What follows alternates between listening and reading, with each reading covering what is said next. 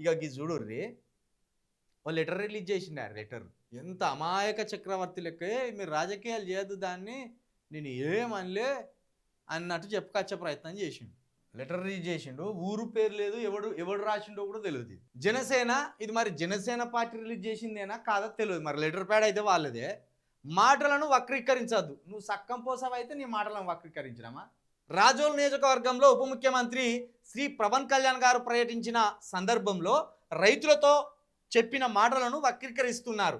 ఇరు రాష్ట్రాల మధ్య సద్భావ వాతావరణం నెలకొన్న క్రమంలో ఆ మాటలు వక్రీకరించవద్దు. అసలు మా తెలంగాణ పేరు తీయవలసిన అవసరం ఏంది పవన్ కళ్యాణ్? మళ్ళీ వక్రీకరించవద్దు అని ఈ బజార్లో గుడ్డు పెట్టిన కోడి పెట్ట లెక్క ఎందుకే?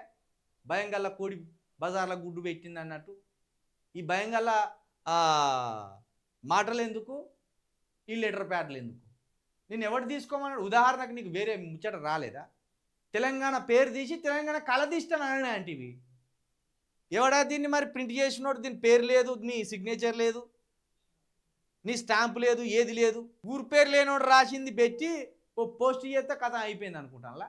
నీ జెండా కూలీలకు కూడా చెప్తాను ఇక్కడ, మీరు తెలంగాణ తిండి తింటూ తెలంగాణలో ఉంటూ మీరు ఆంధ్ర పవన్ కళ్యాణ్కి వత్తాసు పలికితే తెలంగాణ ప్రజలు తెలంగాణ తల్లిని అవమానించినట్టే. మీరు ముందు ఈయనను ఖచ్చితంగా ఖండించవలసిందే తెలంగాణ ప్రజలంతా.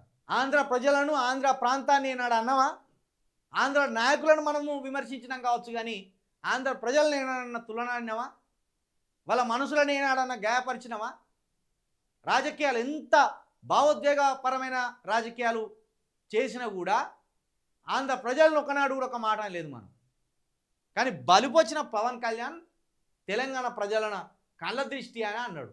కాబట్టి ఖచ్చితంగా ఇది ఊరు పేరు లేకుండా వచ్చిగా ఇచ్చిళ్ళు, దీన్ని సహించేది లేదు. నువ్వు మాట్లాడిన మాటలు ఖచ్చితంగా 100కు 100% తప్పు. నువ్వు తెలంగాణ ప్రజలకు క్షమాపణ చెప్పవలసిందే.